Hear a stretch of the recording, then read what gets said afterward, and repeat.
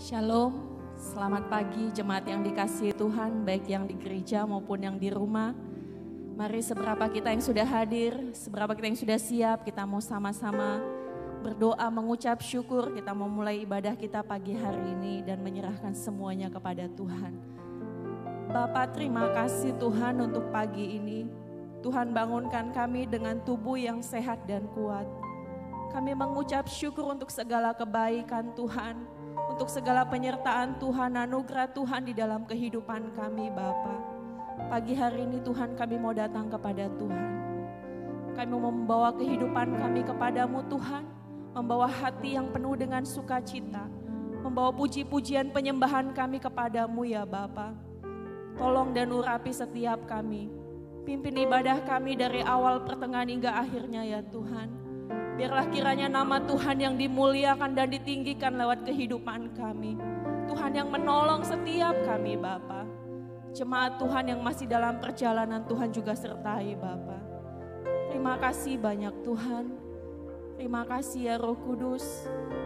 Biar Tuhan yang memenuhi kehidupan kami. Kuasa Tuhan. Roh Kudus penuhi setiap kami Bapa.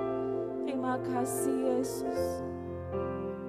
Terima kasih Tuhan. Haleluya.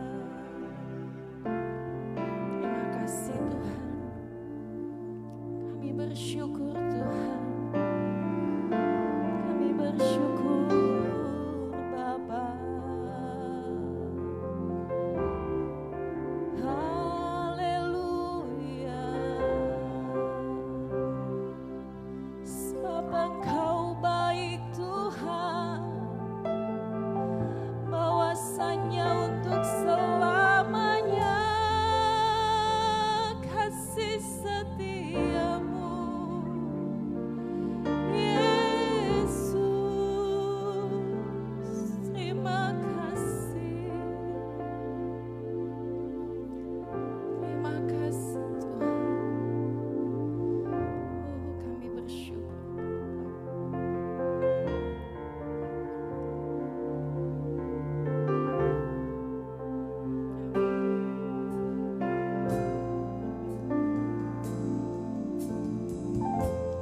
Banyak yang kau perbuat di dalam hidupku.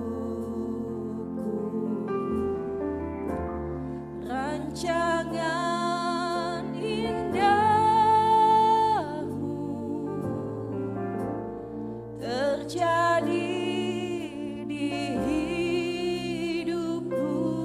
Kau Bapa yang mengerti Tuhan. Oh Yesus, segala yang ku perlu, kasih-Mu sempurna, nyata dalam hidupku. Kami mau bersyukur Tuhan. Ku bersyukur Bapa. Oh, ku bersyukur Tuhan buat kasih setiamu di dalam hidupku. Ku bersyukur.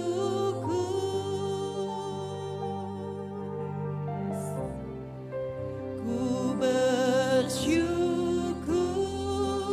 Bapa. Ku bersyukur Tuhan buat kasih setiamu di dalam hidupku. Ku bersyukur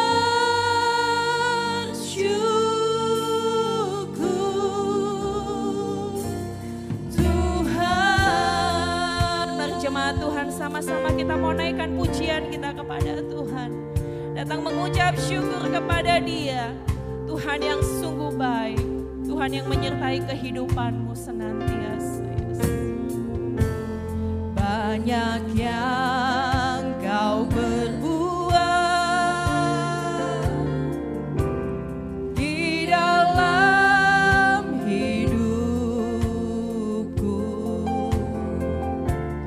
rancangan indahmu terjadi di hidupku. Bapa yang mengerti segala yang ku perlu, kasih-Mu sempurna nyata dalam hidupku. Ku bersyukur Bapa, kami bersyukur Tuhan.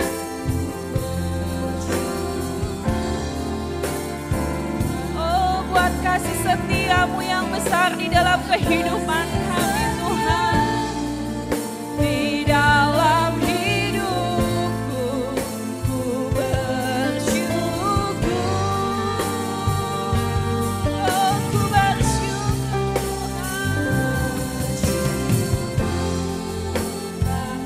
Kami bersyukur Tuhan.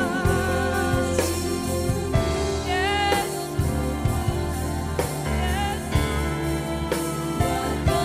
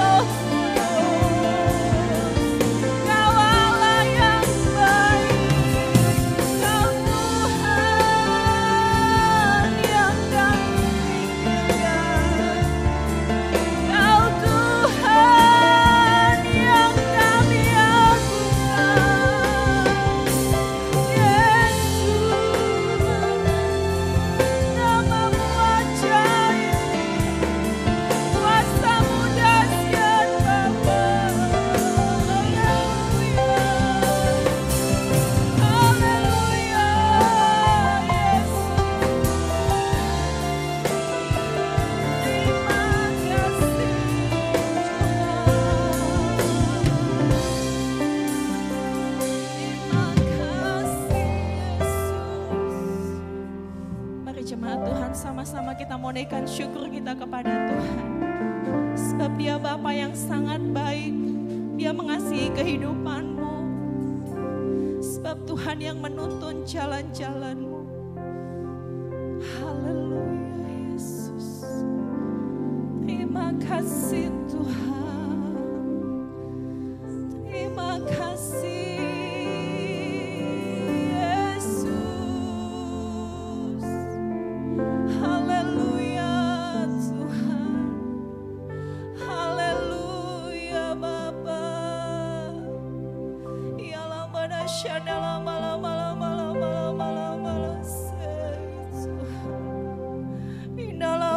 Shana lama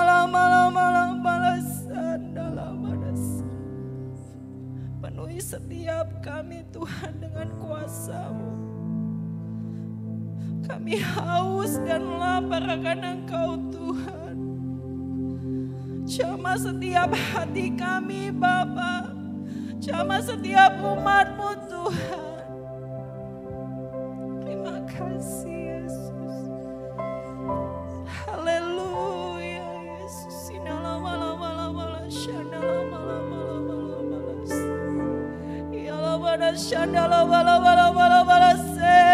Tuhan penuhi Kau. Allah Roh Kudus, Kau baik Tuhan, Kau dasar.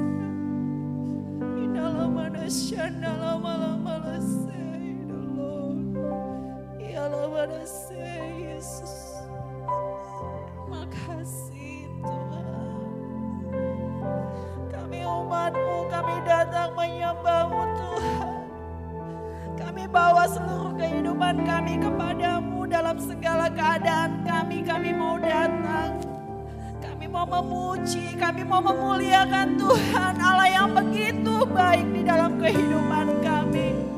Bapa yang selalu menyertai kami, Bapa yang menolong kami Tuhan. Terima kasih Yesus. Terima kasih Tuhan. Haleluya Yesus. Penuhi dan jamah setiap kami Bapa.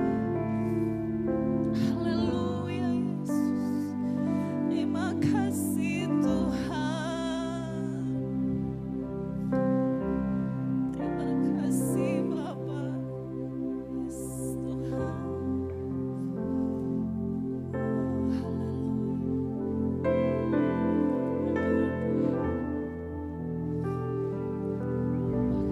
Kami tahu Tuhan, pertolongan kami hanya datang dari Engkau Tuhan. Allah sumber pengharapan kami.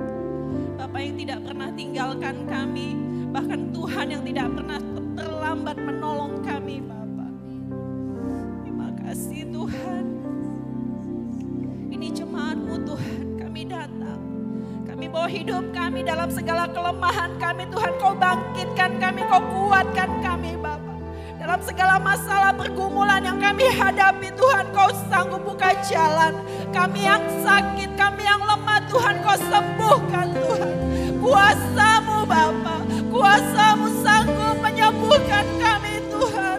Memulihkan setiap hati yang terluka, menolong setiap jemaat Tuhan dalam segala keadaan. Kami tahu Tuhan, hanya Engkau Allah yang berkuasa atas kehidupan kami. Terima kasih Tuhan.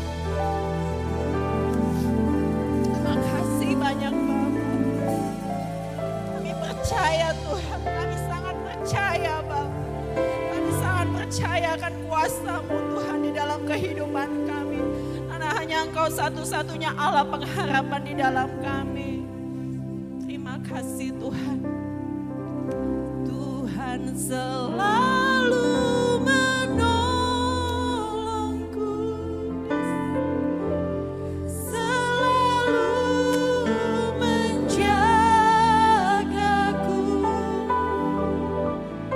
sehelai di rambutku tak akan terjatuh tanpa seizin-Mu. Tuhan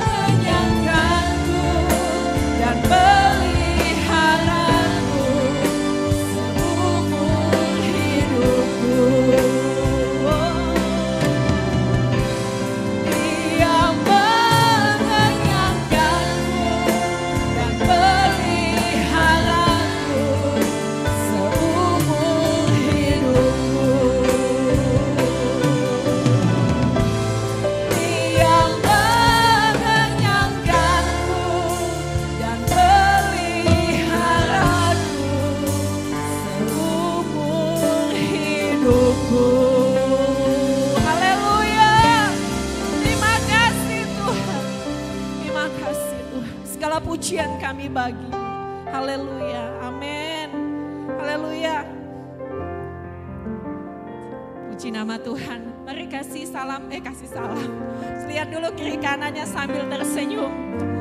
Halo, say halo dengan kiri kanan. Kita mau memuji Tuhan sebab Dialah Tuhan, kekuatan dan mazmurku.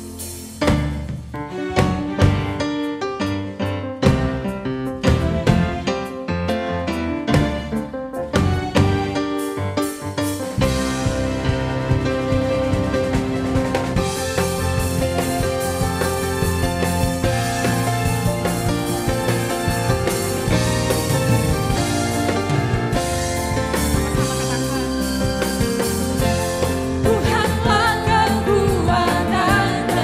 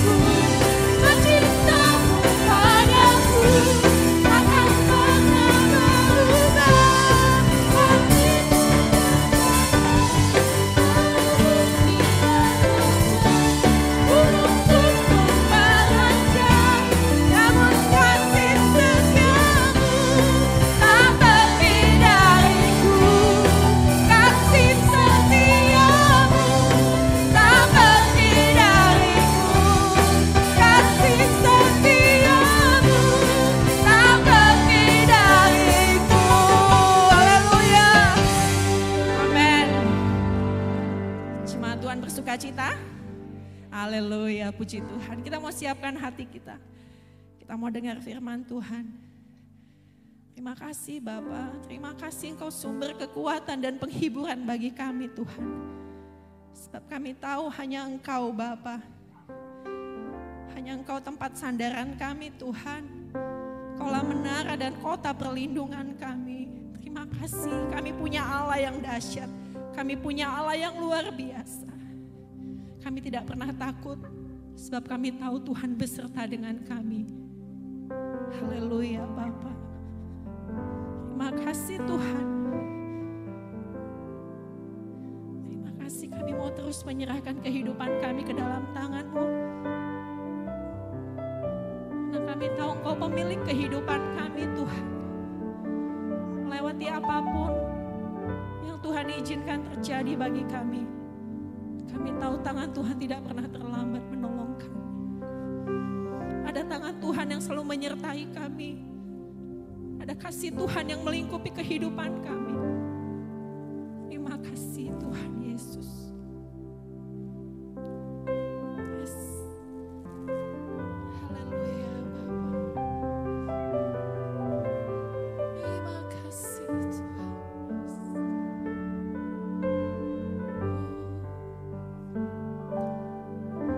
Dalam tangan-Mu ku serahkan hidupku. Ku taruh penuh harapku padamu. Kemenanganku hanya ada di dalam janji-Mu. Engkaulah Tuhan pemilik hidupku. Dalam tangan-Mu Tuhan, dalam tangan-Mu ku serahkan hidupku.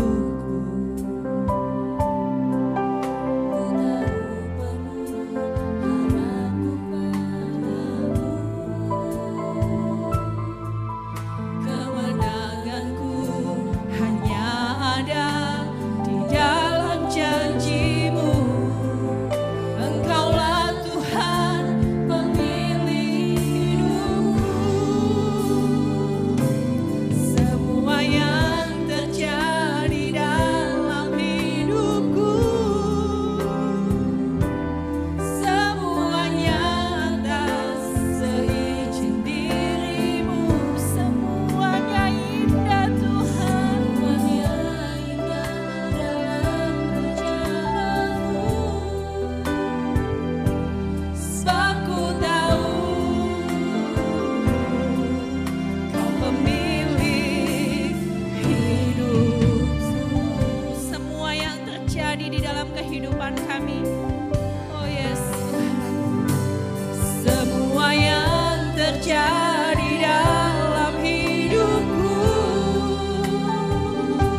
semuanya atas seizin diri-Mu. Semuanya indah dalam rencana-Mu. Sebab ku tahu Kau pemilik semua yang terjadi dalam hidupku. Semuanya atas seizin diri-Mu. Semuanya indah Tuhan, semuanya indah dalam rencana-Mu. Sebab ku tahu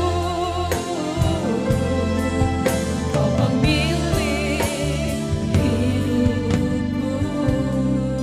Yes. Seringkali kita bingung dengan keadaan. Kenapa ini terjadi Tuhan? Kenapa mesti kami alami? Tapi satu hal yang Tuhan janjikan, saat kita terus ada di jalannya Tuhan, terus kita ada di dalam koridornya Tuhan, Tuhan tidak akan pernah tinggalkan kita.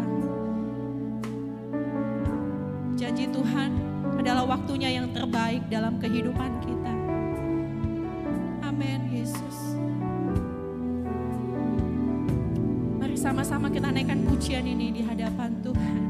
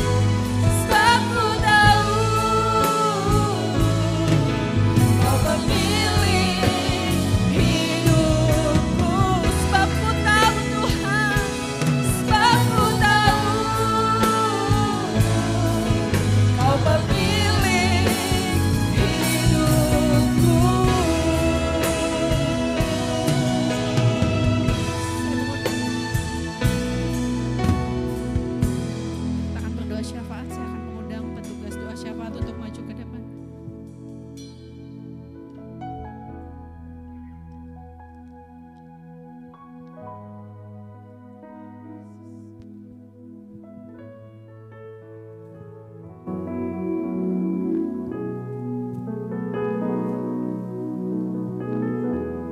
Mari kita satukan hati kita pada pagi hari ini. Kita berdoa bersama-sama. Tuhan Yesus yang baik, kami naikkan syukur kami, pujian kami, hormat kami bagimu, yaitu Tuhan yang menjadi pemilik atas kehidupan kami. Terima kasih Tuhan, berkekuatan kasih setia Tuhan, buat tanganmu yang perkasa itu, yang menuntun setiap jalan-jalan kehidupan kami hari demi hari sampai saat ini, sampai pagi ini. Kami tetap tinggal di dalam pimpinan dan jalan Tuhan dan rencana Tuhan atas kehidupan kami. Kami bersyukur kepadamu Tuhan. Sungguh Engkau Allah yang berdaulat atas kehidupan kami.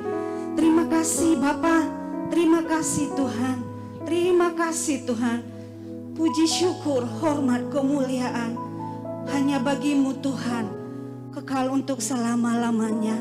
Dan pagi hari ini Bapa, kami mau satukan hati kami Tuhan, bersama umat-Mu jemaat Tuhan yang ada pagi ini di tempat ini.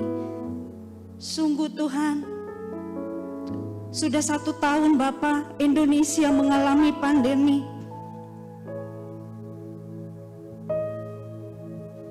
Sudah 1 tahun Bapa, pandemi ini kami lalui.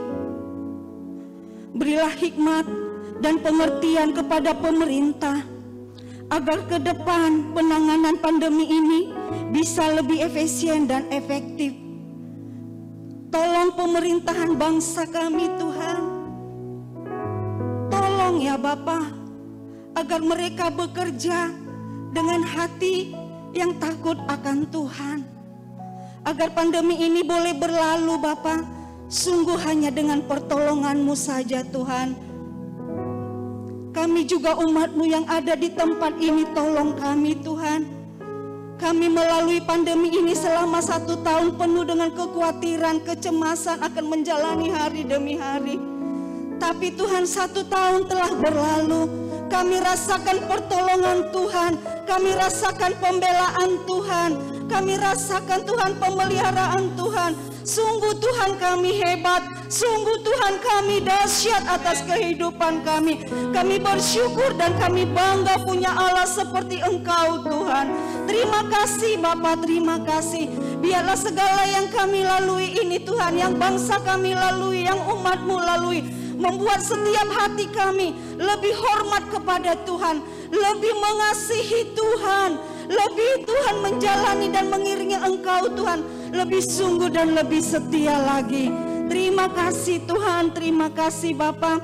Kami juga berdoa buat Tuhan, bazar anak yang akan dilaksanakan pada tanggal 14, 21, tanggal 28 Maret dalam rangka menjelang Paskah. Tuhan kami serahkan ke dalam tangan-Mu. Tuhan menolong, Tuhan campur tangan hingga acara ini berjalan dengan baik. Dan kami rasakan kehadiran Tuhan di tengah acara ini. Anak-anak yang mengikutinya Tuhan diliputi sukacita, damai sejahtera yang dikerjakan oleh Roh Kudus. Berkati guru-guru sekolah minggu Tuhan yang terlibat di dalamnya. Bahkan anak-anak Tuhan yang lain yang terlibat di dalamnya. Biar mereka bekerja dengan kesehatian Tuhan. Semuanya untuk hormat kemuliaan bagi nama Tuhan saja. Terima kasih Bapa, terima kasih Tuhan. Kalau sebentar kami akan menerima firman-Mu Tuhan. Kami buka hati kami di hadapan-Mu Tuhan. Kau lihat setiap hati kami Bapa. Biarlah firman-Mu semakin membentuk kami menjadi umat yang dewasa, bertumbuh mengasihi Tuhan. Terima kasih Bapa, terima kasih Tuhan. Berkati hamba-Mu yang menyampaikan kebenaran firman Tuhan. Pengurapan yang dari tempat yang maha tinggi turun atas hamba-Mu. Di dalam nama Tuhan Yesus Kristus kami siap menerima berkat firman-Mu. Haleluya, amin.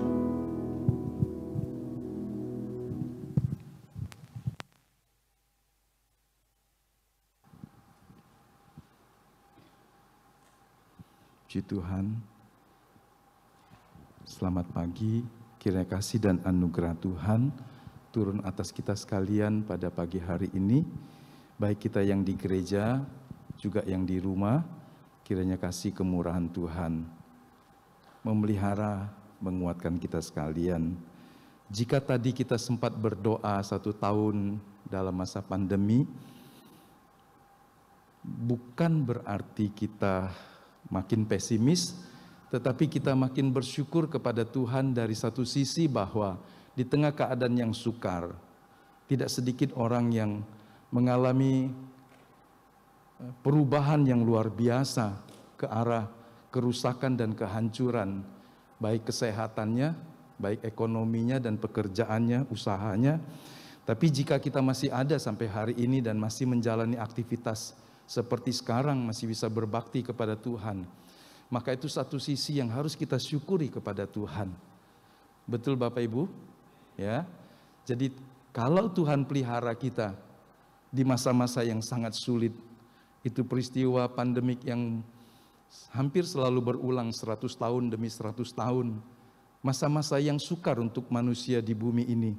Tetapi saya percaya bahwa Tuhan mengizinkan itu untuk sebuah tujuan, supaya kita menjadi makin mengerti, makin bergantung kepada Tuhan.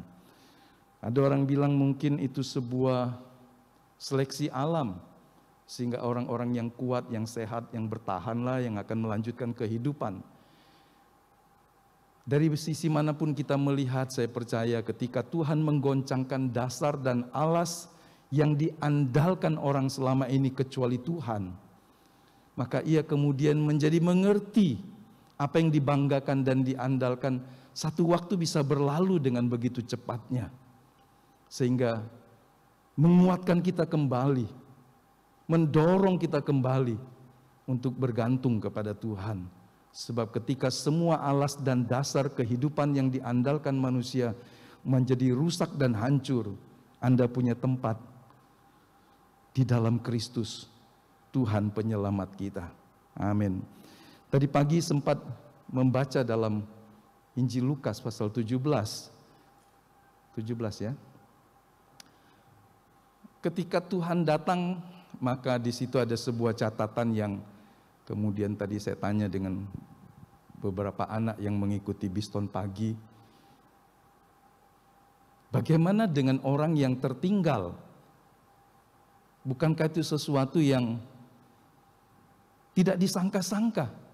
Karena peristiwanya terjadi di belahan bumi tertentu, itu malam hari. Sehingga Tuhan berkata 2 orang ada di tempat tidur. Itu berarti malam hari. Tapi kemudian Tuhan juga berkata ada 2 wanita yang sedang bekerja, mengilang. Zaman dulu orang tidak menemukan alat-alat yang lebih canggih kecuali menggunakan 2 batu yang disusun dan mendorongnya, sehingga biji-bijian yang keras bisa hancur dan menjadi lebih kecil dan halus. 2 orang yang bekerja di ladang, berarti itu siang hari. Hari ketika orang bekerja. Jadi di belahan bumi tertentu itu malam hari. Tapi di belahan bumi yang lain, saat yang sama ketika orang masih beraktivitas, ketika Tuhan datang. Kali yang kedua pada bagian yang pertama, sehingga tidak seorang pun tahu. Jadi betapa pentingnya untuk sekali lagi mengingatkan diri kita. Hidup kita di bumi, sebuah pengembaraan yang akan berakhir. Meresapi kebenaran ini akan membuat kita menjadi lebih bijak, sehingga kita mengumpulkan hal-hal yang akan kita gunakan dalam kekekalan. Hal-hal yang tidak bermanfaat sampai kepada kekekalan, mari kita taruh itu dalam prioritas yang berikutnya. Tapi prioritas yang pertama, kita menjadi kaya dalam hal-hal yang bisa bertahan sampai dalam kekekalan, sesuatu yang bernilai dan bahkan tidak pernah berubah, bahkan semakin berharga karena kita tahu manfaatnya. Beberapa orang mungkin menyimpan sesuatu yang ketika dia menerimanya tidak menganggap itu sesuatu yang berharga, tapi di masa yang sulit dia berkata, kenapa ini aku lupakan, ini sesuatu yang mahal. Dulu ada kisah seperti itu. Seorang anak yang pergi ke luar negeri bekerja, mengirimi ibunya yang sudah janda dan tua sebuah lembar cek yang bisa diuangkan, travel check. Tapi ibunya hanya berpikir, Yang bisa dilakukan adalah uang tunai. Sehingga dia menumpuk itu banyak. Dan ketika dia sakit, tetangganya datang. Kenapa tidak berobat? Tidak punya uang. Kenapa anakmu tidak mengirim uang? Anakku cuma ngirim kertas-kertas itu saja. Memang ada tulisannya, tapi aku tidak bisa menggunakannya. Tetangganya kemudian memberitahu, karena ada yang mengerti. Ini dapat diuangkan. Ini sama dengan uang. Dia berkata, betapa bodohnya saya berbulan-bulan bertahun-tahun menyimpan barang ini. Kenapa saya tidak menggunakannya? Ada waktu mungkin kita akan tercengang ketika kita sampai di langit yang baru dan bumi yang baru. Apa yang mungkin bagi beberapa orang tidak berharga, tidak bernilai, tetapi di situ menjadi sesuatu yang berharga. Jadi mari kita memperhatikan firman, sebab hanya firman yang memberikan kepada kita pengertian yang benar tentang kehidupan. Saya mau melanjutkan di dalam bagian yang berikutnya dari membangun karakter ilahi.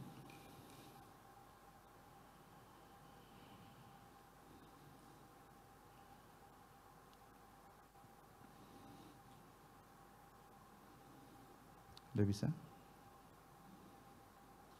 Oke.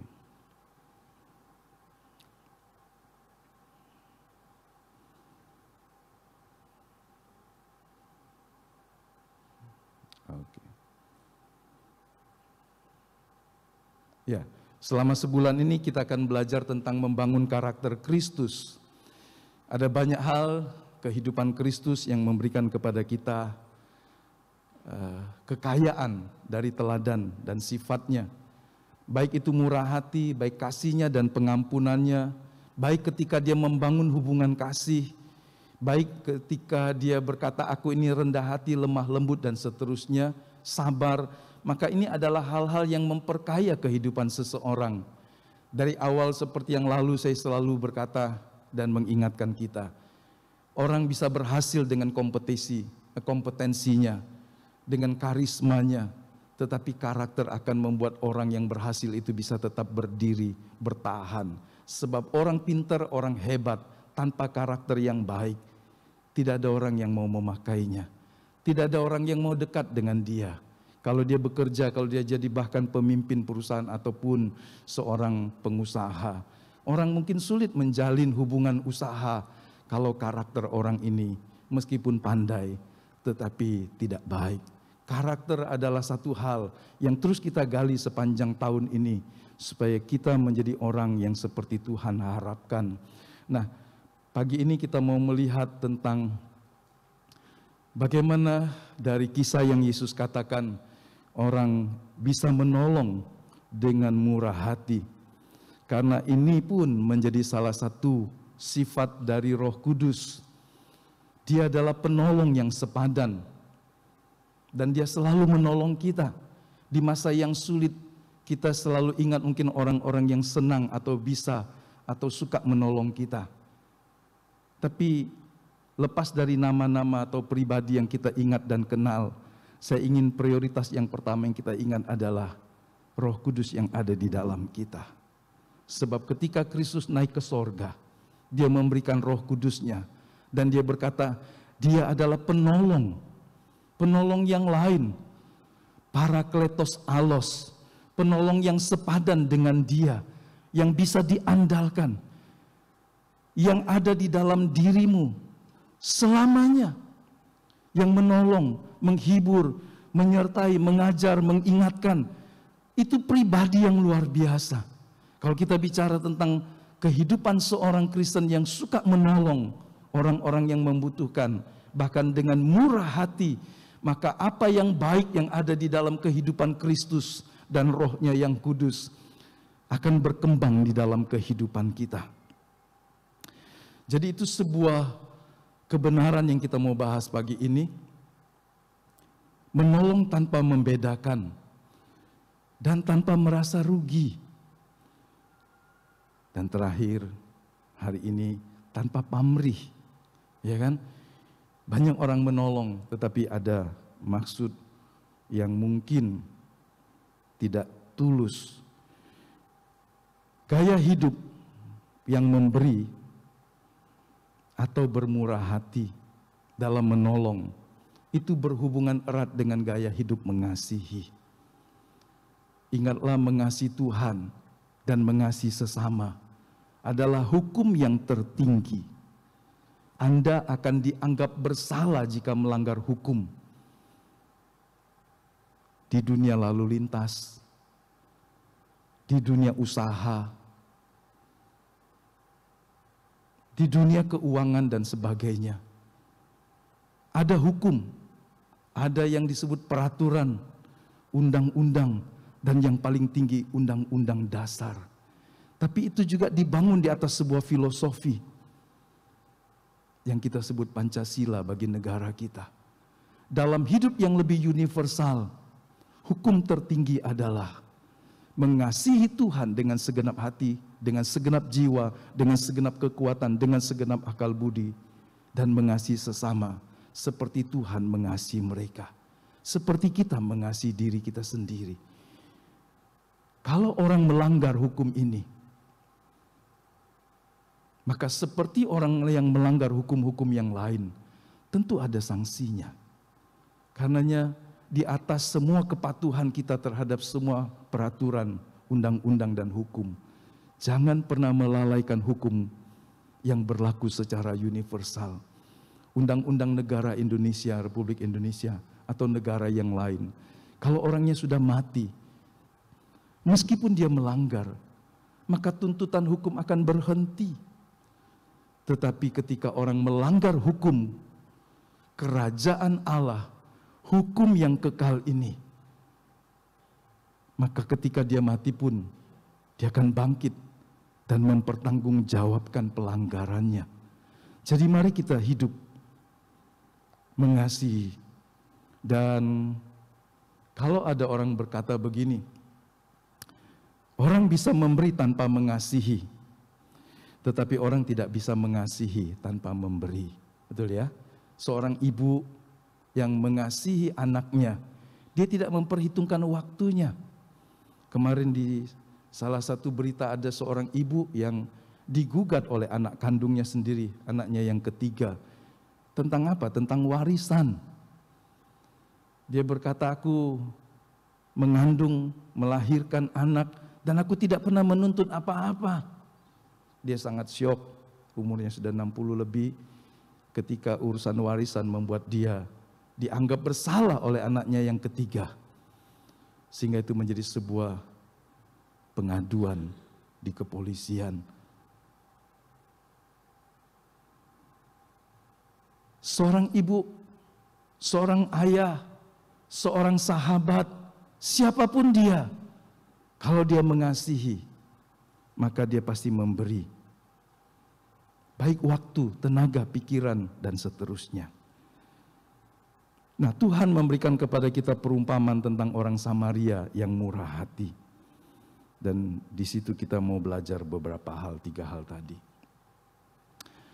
Kalau melihat gambar ini dengan mudah kita tahu yang diceritakan Tuhan dalam Injil Lukas. Ya kan? Tapi Tuhan memberikan perumpamaan ini karena ahli Taurat pengajar yang mengerti hukum ini ngeyel. Ngeyel bahasa Jawa. Dia bilang, "Guru, apa yang harus aku perbuat supaya aku memperoleh hidup yang kekal?" Tuhan tanya, apa yang kau tahu? Mengasihi Tuhan Allahmu dan seterusnya. Tuhan bilang, lakukanlah itu. Tapi dia bilang, kalau Tuhan aku tahu. Yang mengenalkan dirinya kepada Abraham, Ishak dan Yakub nenek moyang kami.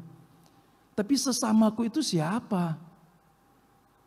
Yang aku harus mengasihi seperti aku mengasihi Tuhan itu siapa? Kemudian Tuhan berbicara, memberikan perumpamaan. Ya, ada seorang yang dalam perjalanan dirampok. Dalam sebuah catatan Jerome, penafsir abad-abad awal berkata, itu memang jalan berdarah, jalan yang rawan, sehingga ada garnisun dari pasukan Romawi yang juga punya markas di jalan itu, meskipun tidak selalu bisa hadir membela atau mengamankan jalan itu. Dan di perjalanan itu ada seorang yang kerampokan. Hartanya habis dan dia dipukul dan dilukai. Kemudian lewatlah seorang imam, seorang yang notabene mengerti hukum-hukum Allah, seorang yang mengajar kebenaran, tetapi dia tidak segera menolongnya.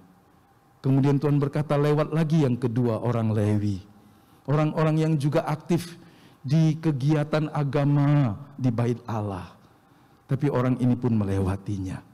Kemudian datanglah orang Samaria yang kita lihat. Dia tidak sereligius imam, dia tidak seprofesional imam dan orang Lewi. Dia cuma mungkin musafir, seorang yang sedang berjalan melewati daerah itu. Tapi kemudian dia menolong orang ini.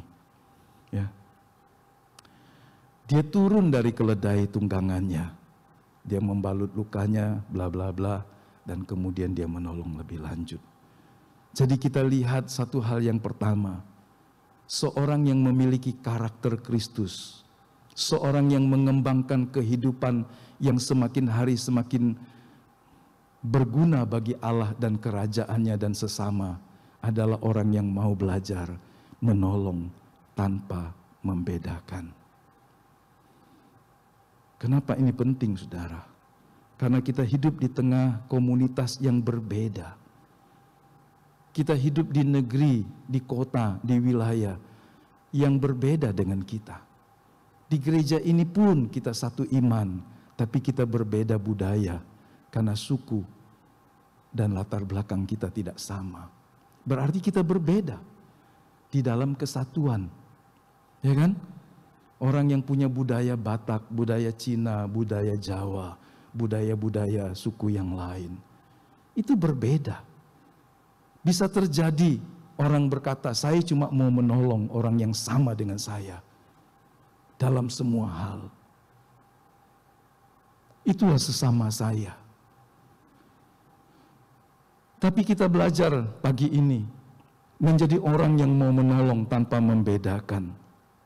Ayat 33 dari Lukas pasal 10 berkata, lalu datang seorang Samaria yang sedang dalam perjalanan ke tempat itu.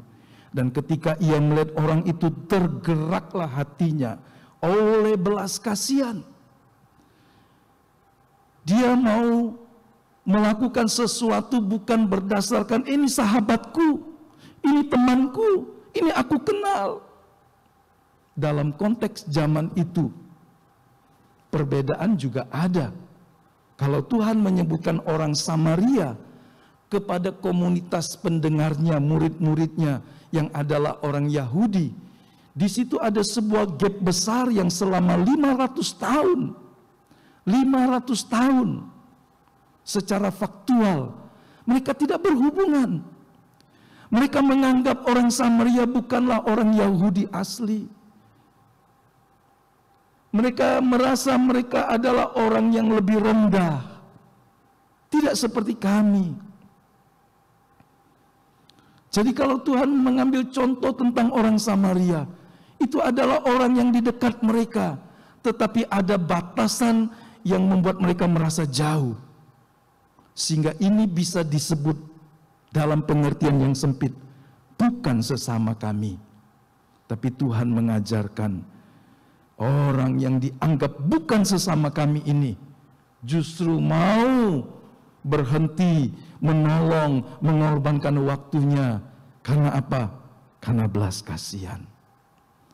Kalau manusia mau makin menyerupai dengan sifat Tuhan, Anda harus belajar mengembangkan belas kasihmu kepada orang lain.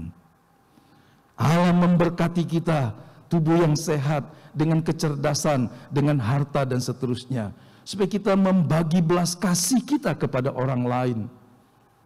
Allah berikan kita waktu yang sama 24 jam dan kita bisa mengelolanya supaya kita juga bisa membagi belas kasihan. Jangan ada seorang pun berkata, aku tidak bisa karena aku tidak punya banyak waktu. Semua orang punya waktu yang sama. Dan Tuhan ingin mengajar kepada kita yang selalu berkata, aku tidak punya waktu seumpama, aku tidak punya kemampuan seumpama. Tuhan mau mengajari kita untuk digerakkan oleh belas kasih. Kalau manusia tidak memiliki belas kasihan, dia harus melihat ciptaan Tuhan yang lain, yang secara naluri punya belas kasih kepada anak seumpama. Sehingga jarang, memang ada, jarang makhluk-makhluk di luar manusia ini memakan anaknya. Memang ada hukum rimba yang kuat, yang menang. Di situ mungkin tidak ada hukum belas kasih, bukan mungkin. Di situ tidak ada hukum belas kasih. Tapi kita manusia berakal budi. Jadi kalau ada orang tidak memiliki belas kasihan, ada yang salah dalam kehidupannya. Dia harus mengoreksi dirinya agar mengembangkan belas kasihan. Biasanya orang mudah untuk bermurah hati kepada keluarganya, kepada temannya, kepada orang yang sekelompok dengan kita. Pasti lebih mudah, ya kan? Ini keluargaku, ini temanku, teman SD, teman SMP, teman kuliah, teman sekantor, teman sekomsel, dan bla bla bla. Karena sama. Tapi pagi hari ini Tuhan mengusik hati kita untuk keluar dari kotak yang selama ini banyak orang bersembunyi. Ayo, lihat orang di luar yang sama dengan kita. Biarkan kita melihat mereka seperti Tuhan melihat mereka. Jadi bagaimana jika kita diminta untuk bermurah hati kepada orang-orang yang tidak kita kenal? Atau orang yang berbeda.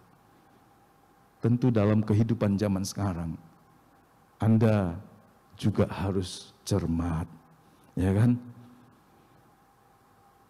Ada warna tertentu nanti kita lihat, yang dia harus menjaga, supaya dia tidak dimanfaatkan orang secara berlebihan atau secara salah.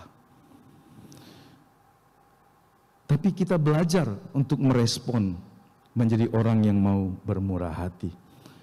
Orang ini digerakkan oleh belas kasihan, bukan oleh kesamaan. Berarti ini sebuah daya dorong yang jauh lebih tinggi daripada orang yang menolong orang lain hanya semata-mata karena sama. Menolong sesama itu baik, tapi ketika kita naik lebih tinggi lagi, bisa menjadi berkat bagi orang yang berbeda dengan kita. Berbeda suku, berbeda marga, berbeda agama, berbeda yang lain dan seterusnya. Bisakah kita juga menjadi seorang yang berlaku seperti Kristus yang tidak membeda-bedakan? Jadi perasaan atau dorongan inilah, yaitu yang digerakkan oleh belas kasihan, yang membedakan orang Samaria yang dianggap masyarakat kelas 2, bukan orang Yahudi asli, orang yang tidak beragama dengan benar. Tapi orang ini secara pribadi jauh lebih unggul dari oknum iman, oknum imam, dan oknum Lewi tadi. Imam dan Lewi gambaran tentang orang yang berkecimpung dalam dunia gereja, dunia pelayanan. Bagaimana mungkin orang yang berkecimpung dalam dunia pelayanan, pendeta, pengerja, pengurus gereja, dan sebagainya, dan sebagainya, bobotnya jauh lebih rendah dari seorang yang dianggap tidak beragama. Sekian lama orang menjadi murid Kristus, tapi kadang orang tidak memiliki belas kasihan kepada sesamanya. Tidak peduli dengan orang-orang di sekitarnya, bagaimana cahaya Kristus bisa memancar dalam hidup mereka. Jadi dari belas kasih inilah muncul perbuatan dan kata-kata kebaikannya kepada orang yang terluka itu. Pasti dia tidak berkata, ngapain kau kesini? Salah kau sendiri. Ini kan jalan yang berbahaya. Kenapa kau? Biasanya orang ketika melihat orang susah, dia bisa melihat dari sisi yang lain dan menekan orang itu dengan kata-kata. Ya kan? Betul nggak? Coba lihat orang lain atau orang dekat kita kalau mengalami masalah. Ada orang begitu mudah dengan lancangnya dan lancarnya menyalahkan orang.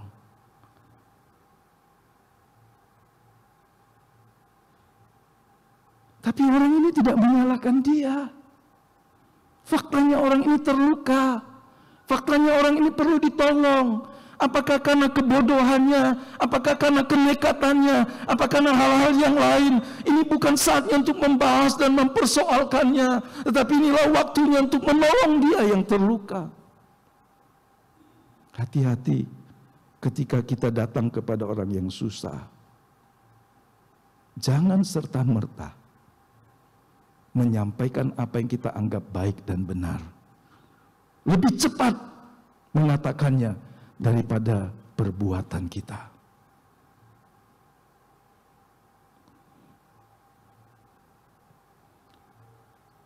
Kalau kita membandingkan imam, kita bisa membaca ayat 22, pasal 22 dari kitab Ulangan.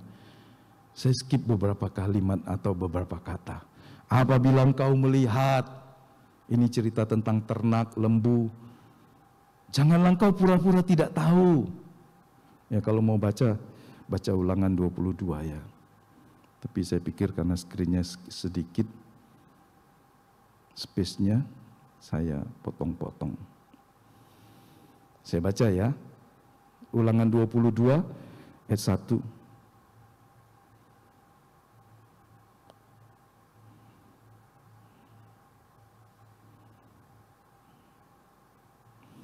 Apabila engkau melihat bahwa lembu atau domba saudaramu tersesat, jadi kau lihat tersesat, janganlah engkau pura-pura tidak tahu. Haruslah engkau benar-benar mengembalikannya kepada saudaramu itu.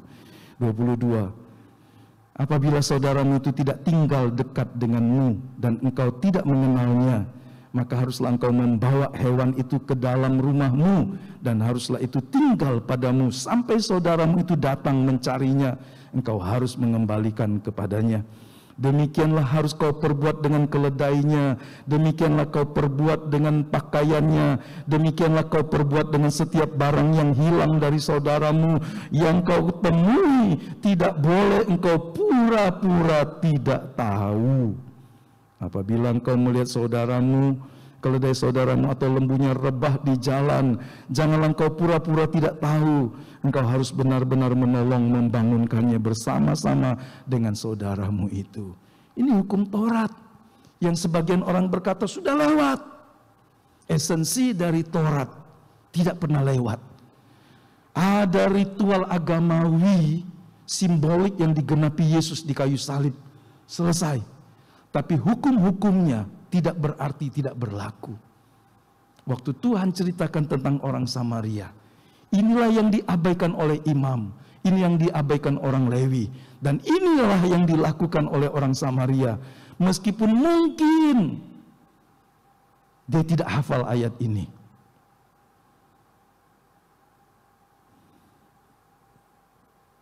Bagaimana kalau itu musuh?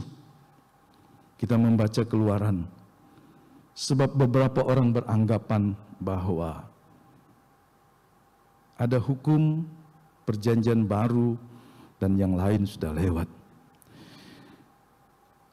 Keluaran 23 ayat 4. Apabila engkau melihat lembu musuhmu atau keledainya yang sesat, maka segeralah kau kembalikan binatang itu. Keluaran ayat 5, 235. Apabila engkau melihat rebah keledai musuhmu karena berat bebannya, maka janganlah engkau enggan menolongnya. Haruslah engkau rela menolongnya, menolong dia dengan membongkar muatan keledainya. Dalam konteks zaman itu, keledai adalah sarana transportasi juga sekaligus sarana untuk mengangkut barang. Jadi orang naik keledai sambil bawa barang, saking beratnya bisa roboh di jalan. Tapi dia lah, ini musuhku, ini orang yang bikin celaka aku selama ini. Pura-pura nggak tahu kesempatan. Rasain kamu Tapi Tuhan mengajari umatnya, kalaupun itu musuhmu. Sekarang bukan soal musuh, tapi sekarang kesempatan untuk engkau melakukan yang baik. Beberapa orang beranggapan waktu musuhnya jatuh dan rebah, itulah kesempatan untuk meninggalkan atau menginjaknya sampai hancur. Tapi Tuhan mengajari kita adalah anak-anak Allah, Bapa yang penuh kasih.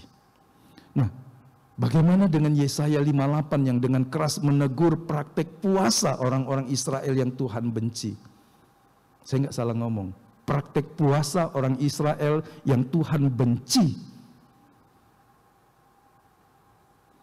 Karena mereka hanya puasa secara agamawi. Mereka hanya puasa secara ritual, tapi mereka kehilangan nilai yang sejatinya. Mereka kehilangan kebenaran dari puasa itu sendiri. Ayat 7 saya potong. Supaya engkau memecah-mecah rotimu bagi orang yang lapar dan membawa ke rumahmu orang miskin yang tidak punya rumah. Dan apabila engkau melihat orang telanjang tidak berpakaian dengan pantas seumpama, atau di musim dingin dia cuma punya sehelai baju, supaya engkau memberi dia pakaian dan tidak menyembunyikan diri terhadap saudaramu sendiri. Jadi kepada musuh maupun kepada saudara sendiri, Tuhan mengajari umatnya untuk memiliki sebuah kehidupan yang standarnya tidak seperti orang dunia. Nah, bagian yang kedua, menolong tanpa merasa rugi. Ya, kita sangat terbiasa dengan berhitung. Bertambah baik, berkurang nggak baik ya. Kalau itu pendapatan. Lukas 10 ayat 34. Ia pergi kepadanya lalu membalut luka-lukanya. Sesudah ia menyiraminya dengan minyak dan anggur, kemudian ia menaikkan orang itu ke atas keledai tunggangannya sendiri, lalu membawanya ke tempat penginapan dan merawatnya. Orang Samaria ini bukan hanya menaruh belas kasihan, tapi dia memberikan perhatian, dia memberikan waktu, dia memberikan uangnya untuk menolong orang lain. Kalau Anda mau mengganti judulnya, subtemanya boleh, menolong tanpa rugi. Ada usul? Orang seperti ini sudah berhenti, balut lukanya, sirami minyak, bla bla bla, kemudian naikkan ke keledainya sendiri, dia sendiri jalan, menuntun keledainya, dan orang yang luka itu duduk di keledainya, dia sendiri berjalan sampai di satu tempat yang terdekat penginapan. Dia berkata kepada pemilik penginapan itu, rawatlah dia. Anda mau menyebut apa? Menolong tanpa merasa rugi atau apa? Ada yang mengusul? Menolong dengan murah hati? Bisa? Apa saja? Boleh. Menolong tanpa merasa rugi. Rugi waktu, rugi tenaga, terhambat perjalanannya. Nanti dia masih keluar uang lagi. Aku kalau nolong orang, asal ada waktu mau. Atau ada orang berkata, tapi aku nggak punya waktu, aku mau bantu uang saja. Nah, orang Samaria melakukan semuanya. Dia memberikan waktunya, perhatiannya, tenaganya, dia mengorbankan kepentingan dirinya, dan dia keluar uang juga. Kurang gambaran apalagi kita tentang seorang yang dimaksud oleh Tuhan, tentang kemurahan dan belas kasihan. Bukankah ini sesuatu yang hanya bisa dilakukan kalau orang itu dipenuhi dengan kasih? Betul? Kalau seorang ibu, seorang ayah menolong anaknya berkorban, kerja payah-payah, sampai lupa istirahat, lupa diri, lupa suami, lupa istri. Ada nggak enggak. Orang merantau sampai lupa istrinya, ya kan? Lupa anaknya. Tapi ditanya, kenapa kau kerja payah-payah jauh-jauh? Cari uang untuk siapa? Istri dan anak. Di mana anak istrimu? Nggak tahu. Aku tahu cuma kirim uang saja. Bagaimana anak istrimu? Nggak tahu. Dan untuk siapa dia melakukan itu? Kadang-kadang kita berkorban dengan semuanya. Karena kita berkata, saya harus menolong, saya harus berbuat. Gak apa-apa saya kehilangan waktu. Tapi saya ingin berkata dengan seiringnya waktu, Anda harus belajar melepaskan hal-hal yang memang Anda sudah harusnya lepaskan. Supaya Anda mengurus dirimu sendiri. Karena ada hal penting yang Anda tidak bisa minta orang lain menolong dirimu. Apa itu?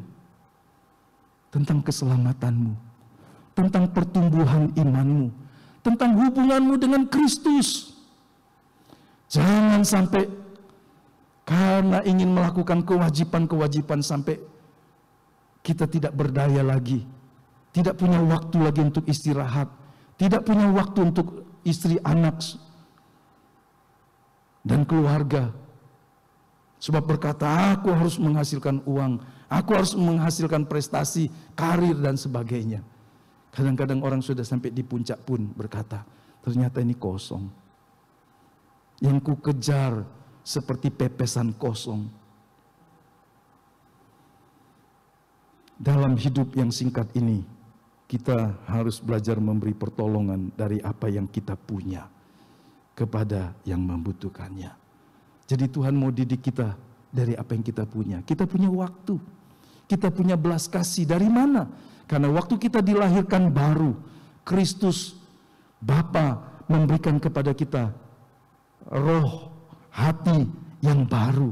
Ada DNA-nya Kristus. Ada DNA-nya yang ilahi, yang ada di dalam kita yang harus berkembang. Mari mengembangkannya. Waktunya tidak banyak. Kenapa? Karena perjalanan di bumi cuma satu titik saja. Entahkah titiknya kecil, titiknya besar. Satu waktu kita akan selesai. Dan apa yang akan kita perbuat kalau kita tidak sungguh-sungguh mengembangkan karakter itu. Yang ketiga, menolong tanpa pamrih. Ini sesuatu yang sulit. Keesokan harinya, Lukas 10:35, ia menyerahkan 2 dinar kepada pemilik penginapan itu, katanya, rawatlah dia, dan jika kau belanjakan lebih dari itu, aku akan menggantinya waktu aku kembali. Jadi itu sebuah deposit 2 dinar. Kalau memang lebih, aku akan bayar juga. Saudara, kenapa 2 dinar? Ada sebuah tafsir yang saya pikir perlu juga dipikirkan. 2 dinar jadi 2 logam gitu. 1 dinar itu sama dengan upah harian orang di zaman itu, upah buruh biasa. Ya UMR lah mungkin kalau kita ngomong sekarang. Atau upah yang dianggap di lingkungan itu. Matius 20 ayat 2. Jadi kalau 2 dinar itu, sebetulnya dari sisi yang lain penafsir ini berkata, itu jumlah yang kecil itu kenapa disebutkan? Hanya untuk menunjukkan bahwa orang Samaria ini bukanlah orang kaya.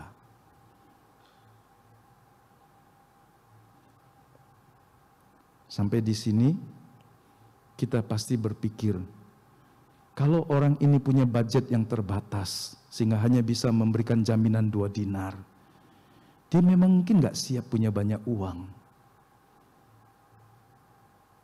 Tapi apa yang lebih besar dari uangnya? Belas kasihnya. Kadang-kadang kita berpikir yang bisa nolong itu cuma orang kaya. Saya miskin, penghasilan saya terbatas. Saudara, belajar melepaskan diri dari pola pikir yang salah. Kalau orang berpikiran saya miskin terus, saya tidak bisa nolong orang, Anda akan mengkerdilkan dirimu sebagai anak Allah. Lalu belajar. Karena engkau anak Allah. Allah memberikan engkau kemampuan, kesanggupan oleh dorongan belas kasihan dan kemurahan untuk menolong orang. Tentu sesuai dengan kapasitasmu. Ayo, bangkit dari pola pikir seperti ini. Jangan bersembunyi dalam keadaan atau dalam kata, saya miskin. miskin pengetahuan, miskin pengalaman, miskin harta, miskin semuanya. Saya nggak bisa buat apa-apa. Kita tidak akan pernah berubah dan bergerak melompat, maju ke depan, jika kita dikungkungi dengan rasa, saya miskin, dan orang miskin nggak bisa buat apa-apa. Dengan tidak bermaksud berkata merendahkan. Saya hanya berkata, itu sebuah pola pikir yang salah. Sekolah saya terbatas, pendidikan saya terbatas, pengalaman kerja saya terbatas. Tapi Tuhan mau Anda merespon, Anda tergerak oleh dorongan, dan Allah akan memberikan kemampuan. Waktu Tuhan mau mencari penggantinya, Allah yang datang dalam rupa manusia, sempurna, dia tahu semuanya. Tapi masa kecilnya pun dia belajar di sinagog. Waktu dia mau memilih penerusnya, dia tidak memilih ahli Taurat yang cakap. Dia tidak memilih imam-imam, dia memilih nelayan, orang yang gak sekolahan. Dia memilih orang Galilea yang dianggap orang keras, tidak terpelajar, tidak beragama sehebat orang-orang di daerah selatan. Tapi dia mengubah hidup mereka. Orang-orang yang tidak terpelajar, tidak sekolahan ini menjungkir balikan dunia waktu itu. Karena Tuhan menyertai. Kalau ada orang berpikir, saya nggak bisa buat apa-apa. Pagi ini saya mendorong kita. Tuhan pasti memberikan kita kemampuan. Amin. Kurang keras, cuma satu orang. Cuma satu orang. Ya, yang di rumah gimana? Amin. Jangan berkata aku nggak bisa, nggak berdaya. Tuhan pasti bisa memampukan kita. Ini sekali lagi hanya memperjelas kemurahan hati dan kebaikannya. Jadi jangan membatasi dorongan Tuhan ketika dia mau memakai engkau jadi alatnya. Karena Tuhan yang panggil, Tuhan yang gerakkan, Tuhan pasti kasih kemampuan. Disitulah kita bisa melihat, ternyata kalau aku beranggapan tidak berdaya, Tuhan ini bisa pakai saya yang lemah ini, saya yang miskin pengetahuan ini, saya yang miskin pengalaman ini, saya yang miskin keuangan ini, ternyata bisa dipakai Tuhan untuk menolong orang lain. Ada pilihan dari 2 Korintus pasal 8 untuk tema khotbah ini. Jemaat di Makedonia, kalau kita membaca, mereka miskin, mereka sedang menderita. Tapi ketika Rasul Paulus mengatakan bahwa orang-orang kudus di Yerusalem membutuhkan pertolongan, mereka mengumpulkan uangnya untuk menolong mereka yang ada di Yerusalem. Anda bisa baca 2 Korintus pasal 8. Dari situlah ada ayat-ayat yang orang berkata, yang menabur banyak akan menuai banyak, yang menabur sedikit akan menuai sedikit. Dari mana? Dari fakta hati orang Makedonia, jemaat-jemaat yang miskin dan susah itu, yang sedang menderita aniaya, yang sedang menderita kesulitan, mau menolong orang lain. Jadi, keluarlah dari kotak yang berpikir, karena saya miskin, pengalaman, pengetahuan, uang, saya nggak bisa buat apa-apa. Allah yang ada di dalam diri kita, memampukan kita untuk melakukan kebaikan. Saudara, kalau kita lihat gambar ini ada 4 warna ya. Ini sebuah riset yang dihasilkan dan kemudian dijadikan teori dan diterapkan puluhan tahun. Dan ini dianggap penemuan yang terakhir tentang behavior dari manusia. Aristoteles, Socrates dulu sudah menemukan tentang kelenjar-kelenjar manusia. Tapi ini sebuah penemuan yang lebih up to date berdasarkan DNA manusia yang punya warna. Jadi orang-orang kuning itu orang yang punya belas kasih. Itu lambangnya hati, afeksi, belas kasih, perasaan. Dan orangnya bergerak aktif. Dan dia banyak bicara. Selalu ingin ngomong. Tapi orang di sebelah kirinya, itu gambarannya apa? Otak dan orang bergerak. Jadi ini orang berorientasi kepada pola pikir berorientasi kepada tugas dan bergerak memutuskan dengan cepat. Sama-sama orang aktif nih, merah dan kuning. Yang satu kepada tugas dan hasil, yang satu kepada orang. Nah, punya kelebihan dan kekurangan. Kita ini punya semua 4 warna itu, saudara. Hanya mana yang lebih dominan itu bedanya. Orang ungu dan hijau itu juga orang yang punya kecenderungan yang sama meskipun berbeda. Orang ungu itu orang yang berorientasi kepada tugas. Orang yang juga punya belas kasihan, tapi tidak sehebat orang yang tidak sepasif orang yang ungu. Orang ungu punya perhatian, punya perasaan seperti orang kuning, tapi dia lebih pasif. Nah, pikirannya juga orientasinya kepada orang juga, tapi lebih pasif. Jadi semakin ke kiri atau semakin ke atas, semakin aktif dan semakin tinggi. Nah, di dalam karunia motivasi yang disebut oleh Rasul Paulus dalam Roma 12 ayat 6 sampai 8, ada dari 7 karunia motivasi itu ada 2 yang sebetulnya ternyata ada di dalam orang Samaria ini. Dia punya karunia memberi waktu, memberi tenaga. Dan dalam riset yang sudah diyakini kemudian secara faktual juga hampir bisa dikatakan sesuatu yang tepat. Kebanyakan karakter orang kuning dan hijau itu orang yang punya dorongan belas kasih yang sangat kuat. Karena kuning itu kepada orientasi kepada orang. Jadi hatinya gampang tersentuh. Hijau juga seperti itu. Jadi orang yang punya warna kuning hijau atau hijau kuning, kalau disebut kuning hijau dan hijau kuning bedanya mana? Yang di depan duluan angkanya lebih besar. Dibikin tabelnya 1 sampai 6 ya. Jadi kalau orang kuning hijau itu juga orang yang memiliki compassion, belas kasih, kemurahan hati lebih kuat. Orang kuning ungu juga begitu. Orang hijau ungu juga begitu. Tapi yang semakin bawah semakin lemah compassionnya. Nah, orang merah ungu juga bisa. Tapi mungkin butuh sesuatu. Jadi semakin bawah semakin lemah. Nah, kalau kita lihat karunia yang kedua dari 7 karunia itu, karunia belas kasih ini juga dimiliki oleh orang ungu dan orang kuning, orang ungu dan hijau. Jadi saudara lihat kombinasi dari hati yang tergerak oleh belas kasihan, pikiran yang juga tertuju kepada orang, kemurahan hati ada di dalam orang Samaria ini. Tentu seperti tadi selintas saya berkata, ketika kita melihat orang, biarlah kita bisa menjadi saluran berkat. Tapi dalam konteks zaman ini, Anda harus cermat membacanya.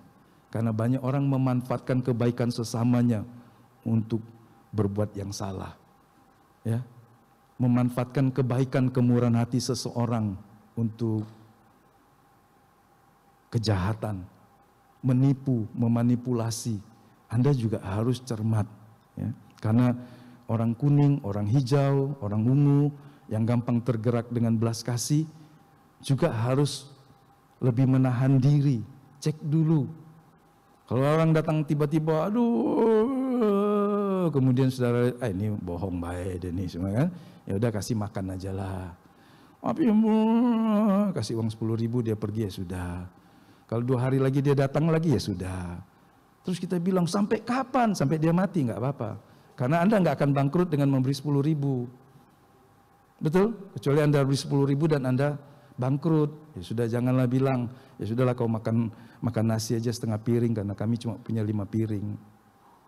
Dalam arti ada hal ketika kita bertemu dengan orang yang seperti itu, saya nggak nyebut nama, di Batu Raja banyak orang gitu. Datang ke gereja bukan kebaktian, 2 hari sekali, 3 hari sekali. Om, sakit ini om, nak operasi, nak beli obat, bapo 300. Oh banyak 300. Udahlah ini 10.000 balik makan, tapi kasih makan, udah kenyang kasih 10.000, 15.000 dia pulang. 3 hari datang lagi sakit yang lain lagi. Ya udah kasih makan. Nangkep maksudnya saudara? Kadang-kadang saudara ketemu dengan orang-orang yang seperti itu. Tapi kalau Anda bisa berbuat sesuatu ya sudah. Jangan-jangan Tuhan mengirim orang seperti itu untuk melatih kemurahan hati kita. Ya kan? Betul ya? Bisa nangkep esensinya saudara ya? Belajar berbuat baik. Jangan bilang, oh sebelnya dia. Kapan dia nih mati? Ada orang yang mungkin sedari muda dia nipu terus untuk cari uang. Ya beri saja. Yang saudara tidak jadi rugi karenanya. Sekedar makan satu piring. Apalah ruginya? Karena Anda juga makan. Kecuali yang Anda nggak punya makanan. Ya kan lain, nggak ada uang. Nggak ada makanan. Kami juga lagi puasa nih. Ya sudah. Tapi kalau Anda ada, belajar. Ingat tadi, jangan pura-pura tidak tahu dan jangan menyembunyikan diri. Masih ingat nggak kalimat tadi saudara? Nah, ya pakai hikmat, tapi jangan juga sampai kita menjadi orang yang hanya karena uang kecil kita jadi sangat pelit. Ya kan? Halo? Kalau uang kecil aja kita pelit, bagaimana dengan uang besar?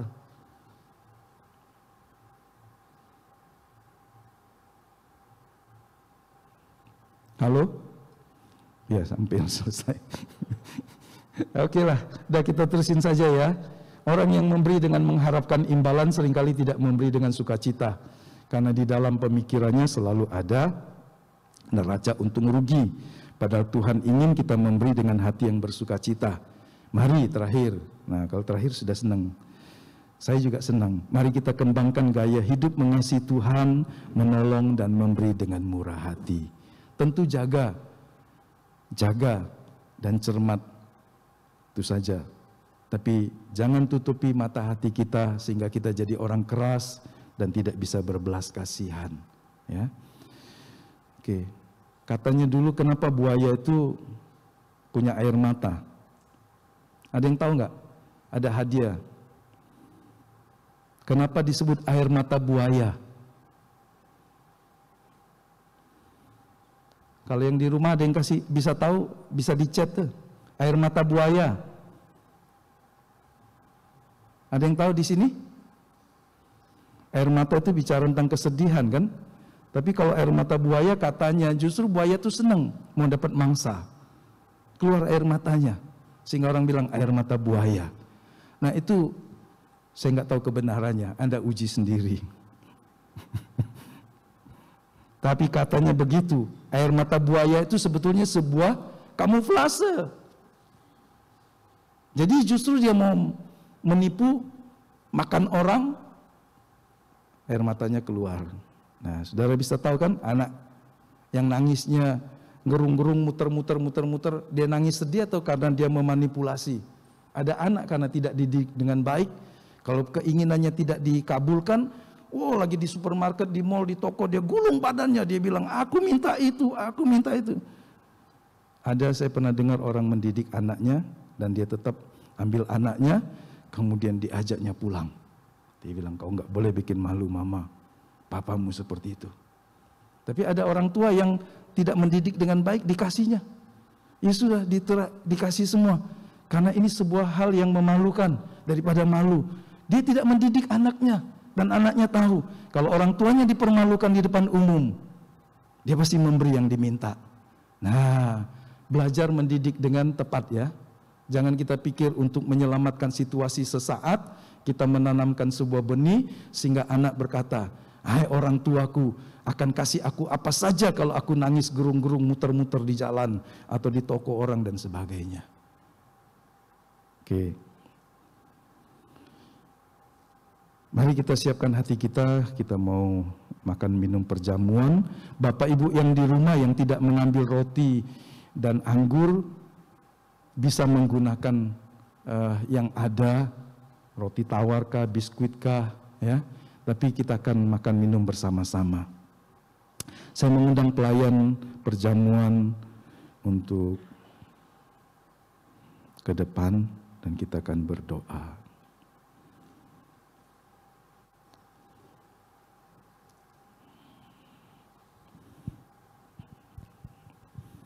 Mari kita berdoa. Bapa, terima kasih, biarlah Tuhan yang Maha Pemurah, penuh belas kasihan, yang menjadi teladan dalam hidup kami, menganugerahkan kami hati seperti hati-Mu, yang bermurah hati, yang mau menolong orang-orang yang membutuhkan, meskipun itu mengorbankan waktu, tenaga, pikiran, dan uang kami.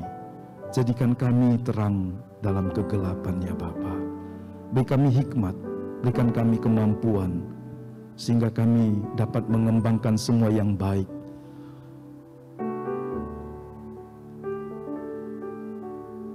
Kami mempersiapkan hati dan hidup kami untuk makan dan minum dari perjamuan Tuhan. Berkatilah roti dan anggur ini, supaya setiap kali kami melakukannya seperti pagi ini, kami ingat, kami diingatkan, kami mengingatkan diri kami bahwa Kristus telah mati karena dosa-dosa kami. Betapa murah hati Bapa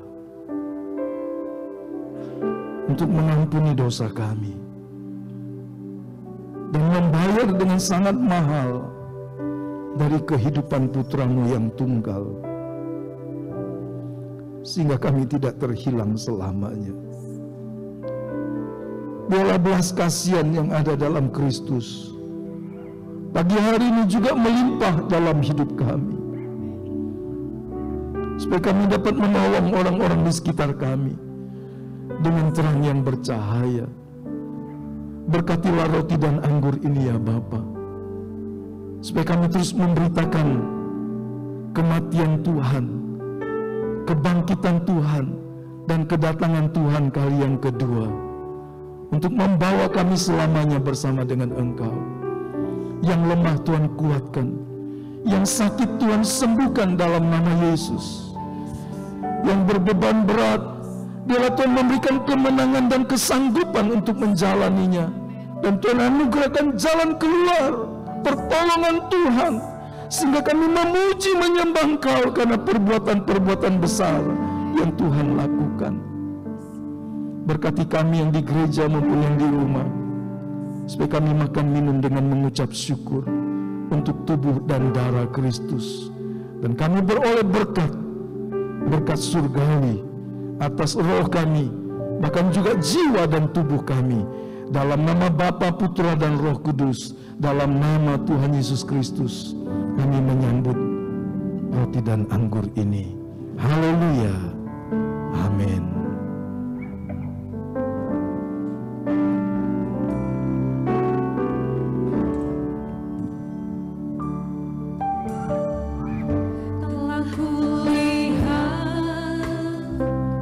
Bukti kasih-Mu, Kau menderita gantikanku, dengan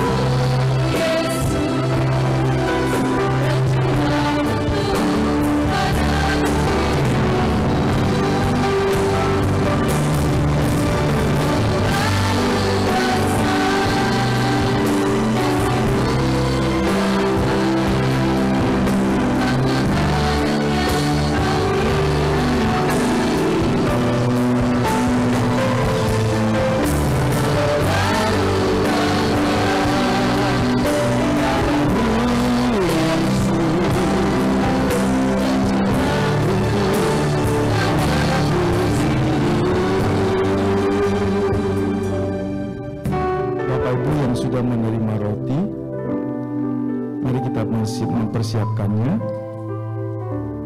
Kita mengangkat tangan ke hadapan Tuhan. Juga yang di rumah kita akan makan bersama-sama. Saya akan membacakan firman Tuhan. Sebab apa yang telah kuteruskan kepadamu telah aku terima dari Tuhan, yaitu bahwa Tuhan Yesus pada malam waktu ia diserahkan mengambil roti, dan sesudah itu ia mengucap syukur atasnya. Ia memecah-mecahkannya dan berkata, inilah tubuhku yang diserahkan bagi kamu. Perbuatlah ini menjadi peringatan akan aku. Mari kita sambut dalam nama Yesus.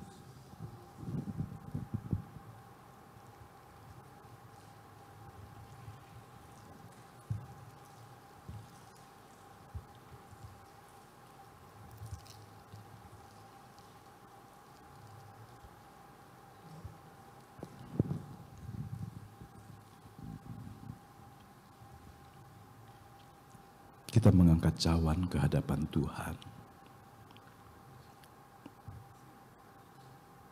Demikian juga ia mengambil cawan sesudah makan, lalu berkata, cawan ini adalah perjanjian baru yang dimeteraikan oleh darahku. Perbuatlah ini setiap kali kamu meminumnya, menjadi peringatan akan aku. Sebab setiap kali kamu makan roti ini dan minum cawan ini, kamu memberitakan kematian Tuhan sampai ia datang. Mari kita sambut dalam nama Tuhan Yesus.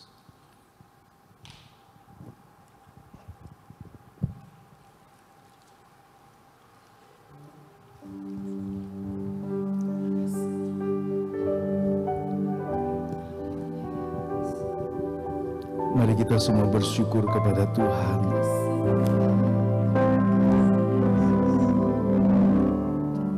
Berikan pujian syukur kepada-Nya. Pagi hari ini Dia mengingatkan kembali betapa besar kasih-Nya kepada-Nya. Dia Allah yang Maha Kudus. Dia Allah yang Maha Mulia. Dia datang. Dia mengambil tempat bagi dirimu, menggantikan engkau dan aku, membayar dengan nyawanya, supaya Anda diselamatkan, supaya Anda dilahirkan baru menjadi anak-anak Allah Bapa, supaya Anda mewarisi manusia baru yang tidak dapat binasa.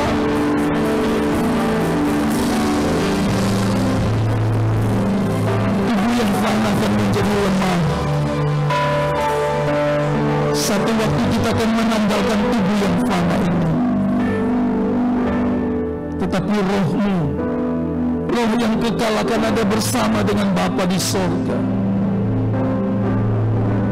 Bersyukurlah senantiasa. Muliakan Tuhan karena kebaikan-kebaikan. Terima kasih banyak Bapa. Terima kasih buat segala kebaikan dan rahmat yang mengalir dari kayu salib. Anugerah yang berlimpah di dalam Kristus Yesus. Kasih Allah yang tercurah ke atas kami. Pengorbanan Kristus yang sempurna membebaskan kami, mengubah kami menjadi manusia baru, supaya kami menjadi serupa seperti Yesus pada akhirnya. Terima kasih banyak Bapa. Terima kasih. Bapa memanggil kami, menjadikan kami milik kepunyaan-Mu sendiri. Terima kasih buat pagi hari ini. Terima kasih buat tubuh dan darah-Mu, supaya kami semua terus bersekutu dengan Tuhan.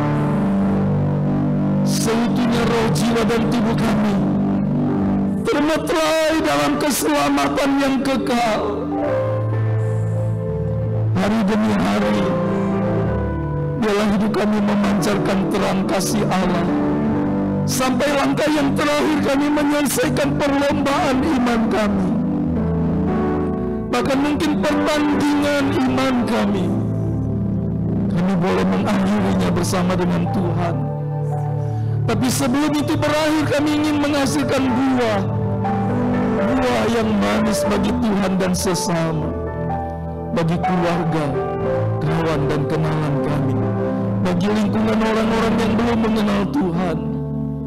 Utus kami menjadi berkat ya Tuhan. Berkatilah setiap kami anak-anak-Mu, baik yang di gereja, baik yang di rumah-rumah dimanapun kami berada.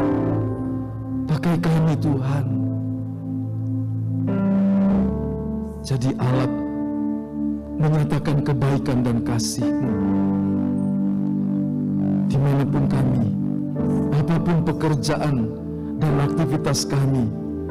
Pakailah kami Tuhan, jadikan kami berkat, memuliakan nama-Mu. Berkati setiap kami yang pagi hari ini berbakti, karena kami tahu semua datang dari Tuhan. Maka kami persembahkan kembali tubuh, jiwa, dan roh kami kepada Tuhan. Kami persembahkan syukur kami, persembahan-persembahan kami, pujian kami, penyembahan kami, semua bagi Tuhan. Dan biarlah Tuhan dipermuliakan. Sertai kami sepanjang hari, sampai besok, bahkan sampai langkah terakhir kami. Terpujilah nama Tuhan.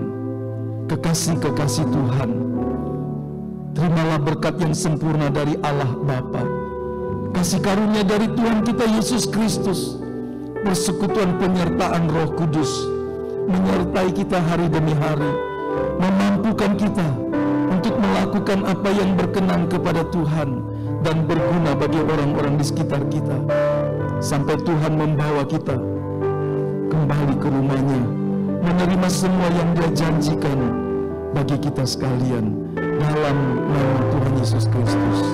Haleluya, haleluya.